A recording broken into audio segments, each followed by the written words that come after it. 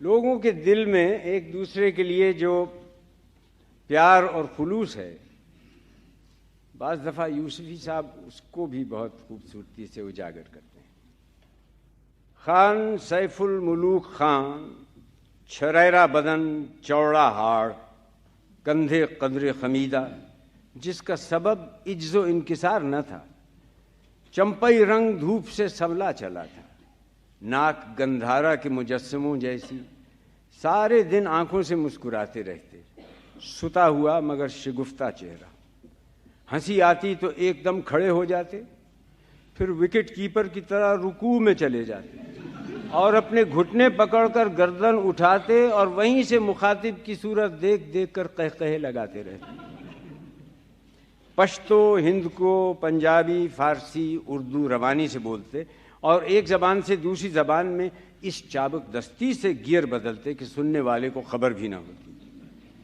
انگریزی صرف ان خاص مقامات پر بولتے تھے جہاں آدمی کچھ نہ بولے تب بھی بخوبی کام چل سکتا ہے۔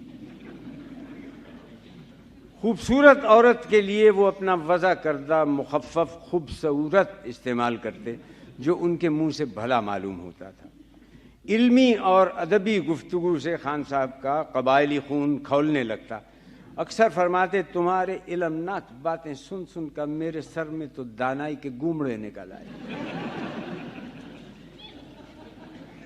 کبھی کوئی لطیفہ سنانے بیٹھتے تو سننے والے کی سمجھ میں نہ آتا کہ کب اور کہاں ہنسے۔ حفظ ما تفنن کے طور پہ لطیفہ شروع کرنے سے پہلے خود ہنسنے لگتے اور سننے والے کے پنجے میں پنجہ ڈال کر بیٹھ جاتے۔ ہم بھی گھنٹوں ان کے لطیفوں سے پنجہ لڑا چکے ہیں۔ بائیں ہاتھ کو آزاد رکھتے تاکہ مخاطب کے زانوں پر مار مار کر لال کر سکیں۔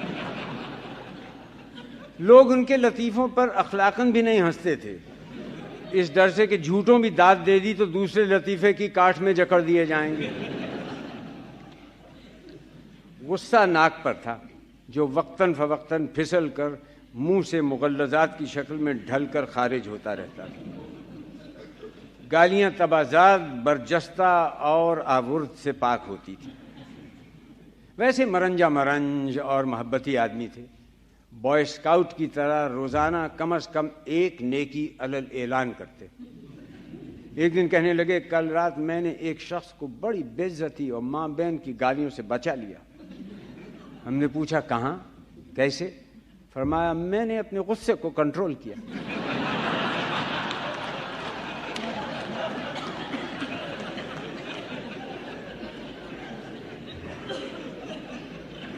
شکار کا شوق جنون کی حد تک تھا۔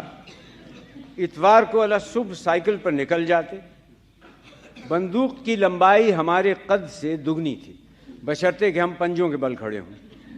فرماتے تھے کہ عادت سی پڑ گئی ہے، اسے اپنے پہلو میں لٹال کر لبلبی پر انگلی رکھ کے بائیں کروٹ سوتا ہوں، ایک لمحے کو بھی انگلی الگ ہو جائے تو پٹ سے آنکھ کھل جاتی ہے۔ ناسازی طبع یا کسی اور مجبوری کے سبب اتوار کو شکار کھیلنے نہ جا سکیں تو سنیچر کو ظہر و مغرب کے درمیان قضا کھیلتے۔ اتوار کو شکار کے گوشت کا ناغہ ہو جائے تو صبح سے بولائے پھرتے۔ اس دن مرغے کے گلے پر اللہ کی بڑائی بیان کرتے۔ ایسا مرغا ہرگز نہیں کھاتے تھے جس نے پہلی اذان نہ دی ہو۔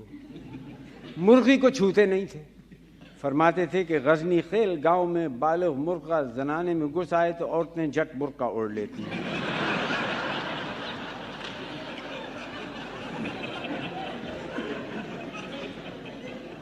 ایمپریس مارکیٹ سے خود دیکھ بھال کر ناطق اور بالغ مرغا خرید کر لاتے اور قبلہ رو کر کے بندوق سے ڈھیر کرتے،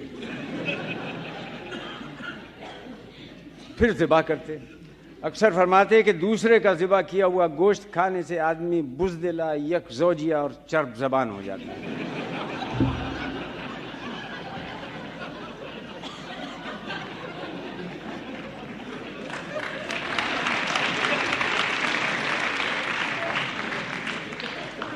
ایک اتوار 8:30 بجے ہم دونوں سائیکل پر منگو پیر کی پہاڑیوں کی طرف جنگلی بکرے کی تلاش میں روانہ ہوئے۔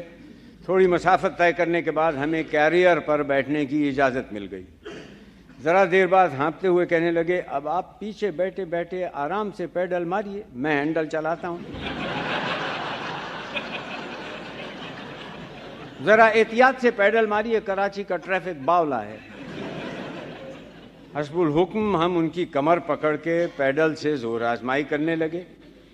سائیکل چلانے کی اس طریقے کا ایک نہایت باریک قانونی نکتہ انہوں نے یہ بتایا کہ پولیس ڈبل سواری کے جرم میں دونوں میں سے کسی کا چالان نہیں کر سکتی۔ جو ہینڈل پکڑے ہوئے وہ ہے پیڈل مارنے کا مرتکب نہیں، اور جو پیڈل مار رہا ہے اس کا بقیہ سائیکل سے قانونی تعلق نہیں۔ وہ جو پنجابی کہاوت ہے کہ گدھے کا 1 میل اور کمہار کا 1.25 میل، سو وہ ہم پر میل بمیل صادق آئی۔ یا رائے ضبط نہ رہا تو ہم نے شکایت کی کہ کیریئر بہت چبھ رہا ہے۔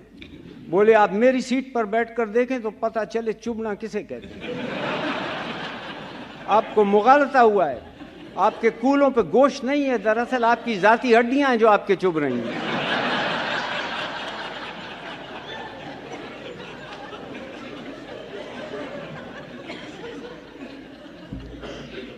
اس تاریخی شکار کے بعد مساوات سی ہو گئی، نہ کوئی بندہ رہا اور نہ کوئی بندہ نواز۔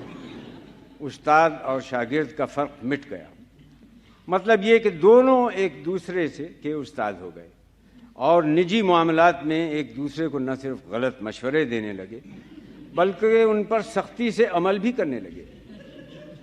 شام کو توڑ کے وقت ایک دوسرے کے کام میں ہاتھ بٹاتے، باہمی صلاح و مشورے کے بغیر کبھی کوئی غلطی نہیں کرتے تھے۔ ایک دن کہنے لگے کہ ہر چند کہ آپ کی انگریزی اتنی اچھی نہیں جتنی میری پشتو۔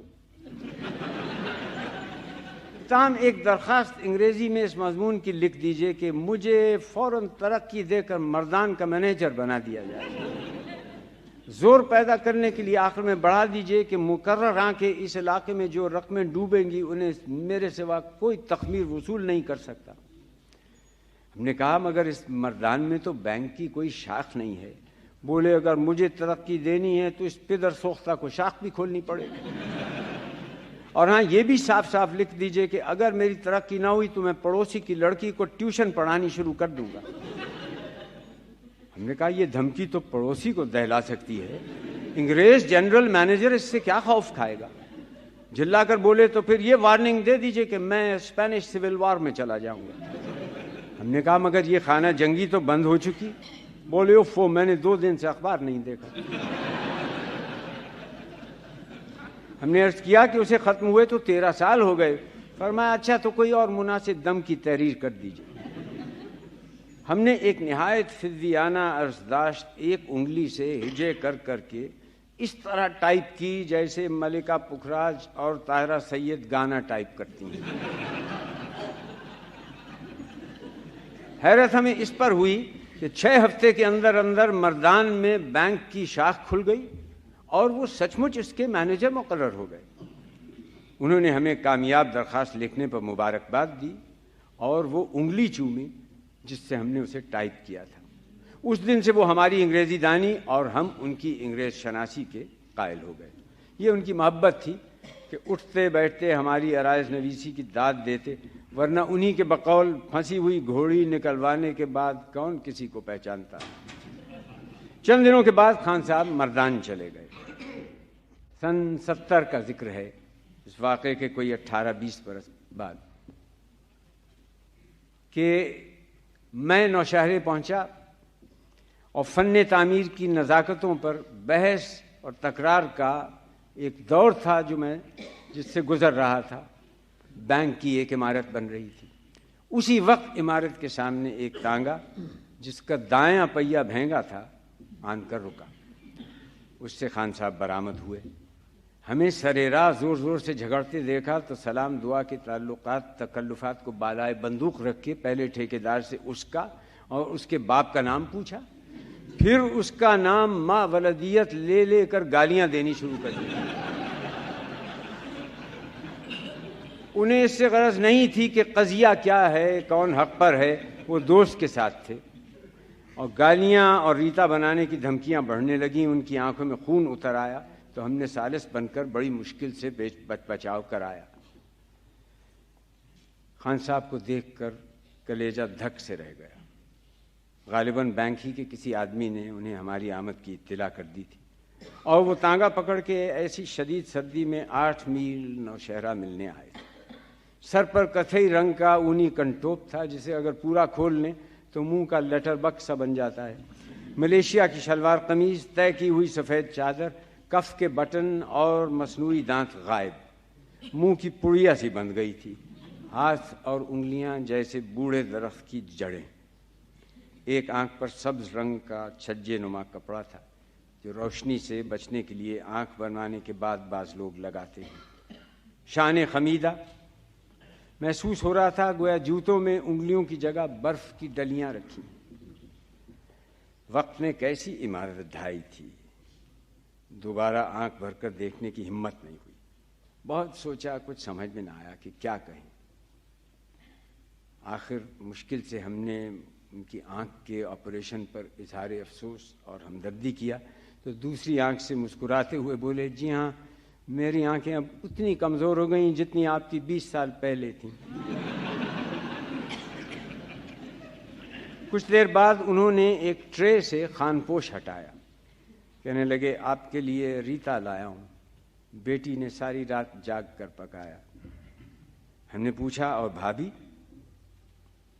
انہوں نے مضبوطی سے بندوق کو تھاما اور سر جھکا لیا۔ ہمیں اپنے سے زیادہ دل گرفتہ دیکھ کر کہنے لگے، خابندہ ماں گل گلاب کوڑا چت جانا پگے پانے پانے، اے خدا مجھے گلاب کا پھول بنا دے کہ میں محبوب کی آغوش میں پتی پتی ہو کر بکھر جاؤں۔ رخصت ہونے لگے تو ملیشیا کی قمیض پر موتیوں کی مالا بکھر گئی۔ بندوق پر سر ٹیک کر کہنے لگے، بچے سب گھر بار کے ہوئے، وقت نا وقت ہوا چلتا ہے، منزل دور نہیں۔ بابا نے یہ بندوق پہل مجھ سے چلوائی تھی تو میری عمر 7 سال تھی۔ 65 سال کی سنگی ساتھی ہے، اس نے بہت دکھ بٹائے۔ کبھی کبھی موم سے خواہش ہوتی تھی کہ اسے میرے ساتھ دفن کر دیا جائے، لیکن کل رات خیال آیا کہ آپ پہلی دفعہ اپنے وطن میں ہم سے ملاقات کیوں آئے ہیں، آپ کو اینٹیک جمع کرنے کا بھی شوق ہے۔ ایک دوست، ایک پٹھان کی طرف سے یہ تحفہ قبول کیجیے، مانا کہ بے مصرف ہے۔ زندگی نے انہیں کیا دیا؟ کچھ بھی تو نہیں، اپنے علاوہ کچھ بھی نہیں، مگر ہاں جینے کا ایک نرالا بانک پن۔ اب جو غور کرتا ہوں تو حیرت ہوتی ہے کہ اتنی تنگی، اتنی محرومی، ایسی تنہائی کے باوجود وہ کتنے مطمئن اور مسرور تھے۔ کتنی خوشیاں، کیسی کیسی خوشبوئیں بکھیرتے چلے گئے کہ آج تک دامن میں نہیں سماتی۔ پھول جو کچھ زمین سے لیتے ہیں اس سے کہیں زیادہ لوٹا دیتے ہیں۔